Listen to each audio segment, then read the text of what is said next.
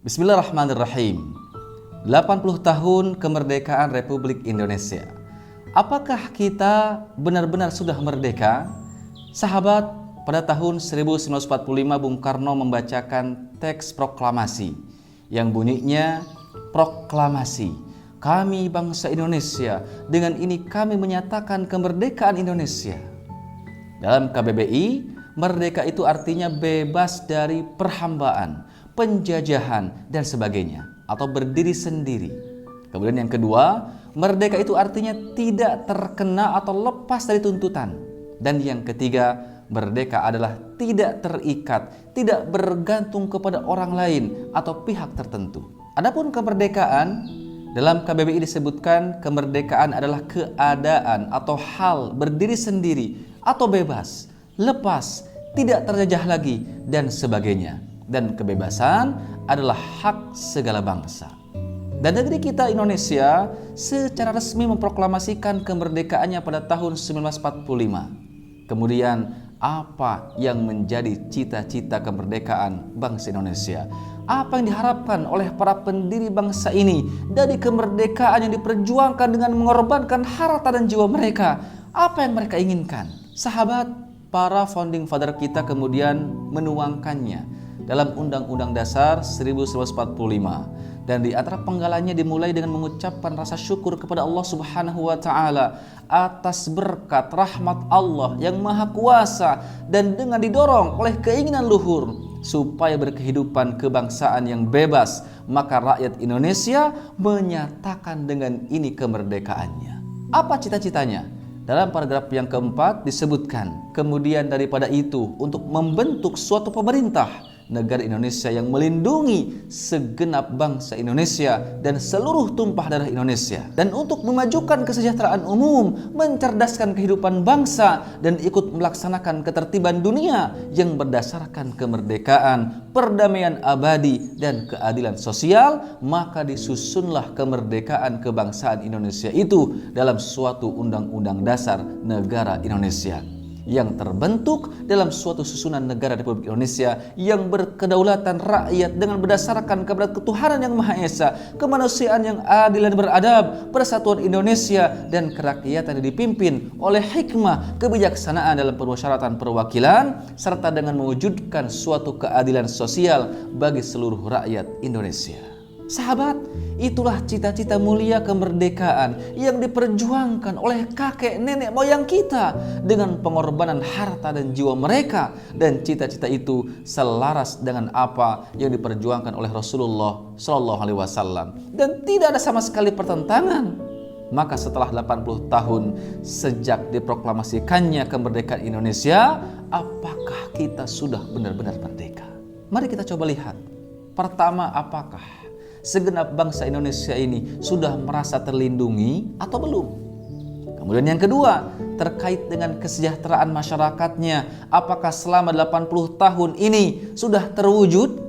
Atau jangan-jangan yang terjadi adalah ketimpangan, yang miskin semakin miskin, yang kaya semakin kaya? Kemudian yang ketiga, kita lihat perihal pendidikan, seberapa sukses negara ini mampu mencerdaskan masyarakatnya. Kemudian yang keempat, bagaimana kontribusi negara kita terhadap ketertiban dunia.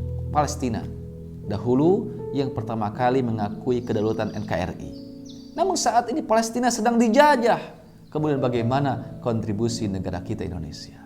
Sahabat, kemudian para pendiri bangsa ini juga membuat sebuah kesepakatan, menyepakati dasar negara, landasan, pedoman, sumber hukum, dan sumber nilai bagi seluruh tatanan kehidupan berbangsa dan bernegara Indonesia, yaitu apa? Yaitu Pancasila. Apa saja kelima butir Pancasila tersebut? Yang pertama, ketuhanan yang Maha Esa, kemanusiaan yang adil dan beradab, persatuan Indonesia, kerakyatan yang dipimpin oleh hikmah, kebijaksanaan dalam permusyawaratan perwakilan, dan yang kelima, keadilan sosial bagi seluruh rakyat Indonesia. Masya Allah, sahabat, begitu indahnya para pendiri bangsa ini meletakkan fondasi dalam bernegara. Setelah memproklamasikan kemerdekaannya, kemudian menetapkan Undang-Undang Dasar 1945, di mana di dalamnya disepakati apa yang menjadi cita-cita kemerdekaan. Kemudian ditambah lagi dengan Pancasila sebagai dasar negara, sebagai pedoman dalam bernegara. di mana jika ada salah satu warga negara, baik itu sebagai masyarakat biasa, apalagi pejabat pemerintahan yang tidak mengikuti Pancasila, maka sejatinya layak mereka disebut sebagai pengkhianat bangsa. Pertama, tadi dalam Pancasila disebutkan ketuhanan yang Maha Esa. Negara ini adalah negara yang mengakui adanya ketuhanan yang Maha Esa.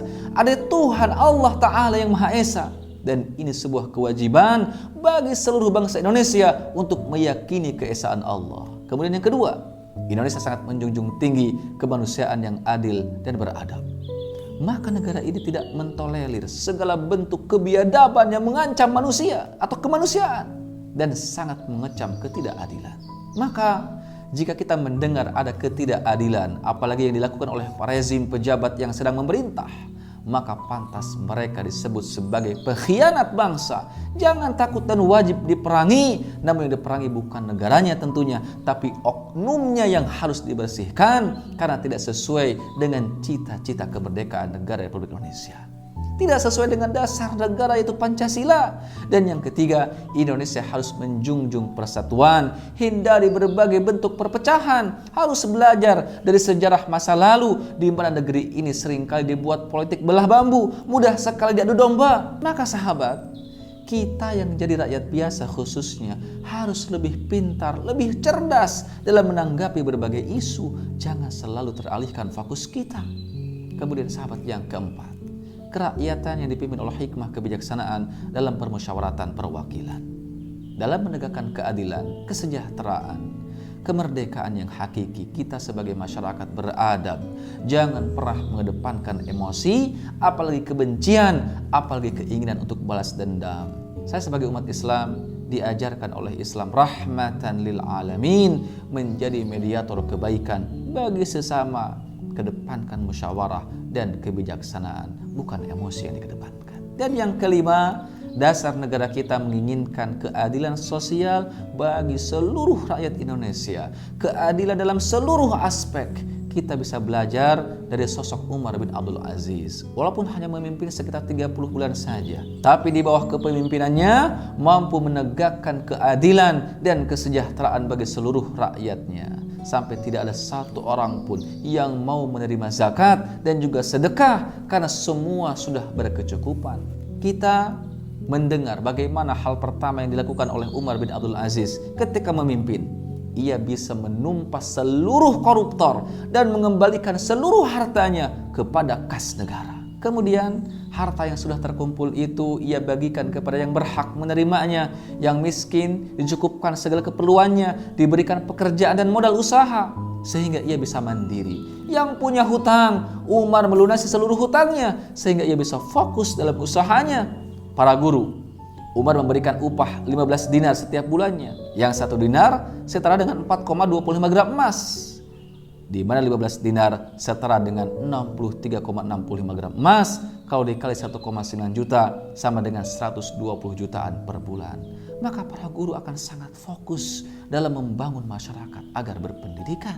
Sahabat sekalian, sudah sejauh mana pencapaian kemerdekaan Republik Indonesia ini yang secara umur sudah tua 80 tahun lamanya? Yuk kita koreksi bersama. Walaupun tentu karir, profesi, dan aktivitas kita pastinya berbeda-beda. Dan kemerdekaan yang sudah diperjuangkan oleh para pendahulu kita jangan sampai kita sia-siakan. Jangan berikan amanah kepemimpinan ini kepada mereka yang berkhianat. Koruptor semakin merajalela dan kita sebagai anak bangsa harus punya kepedulian dalam meneruskan semangat kemerdekaan NKRI ini. Jadilah para pelopor kebaikan, pelopor perubahan dimanapun posisi kita, dimanapun kita berada. Jangan malah menjadi sumber persoalan. Selamat Hari Kemerdekaan Republik Indonesia yang ke-80. Semoga negeri ini menjadi baldatun thayyibatun wa rabbun ghafur. Amin ya rabbal alamin. Terima kasih sudah menyimak. Semoga bermanfaat. Wallahu a'lam bishawab. Assalamualaikum warahmatullahi wabarakatuh.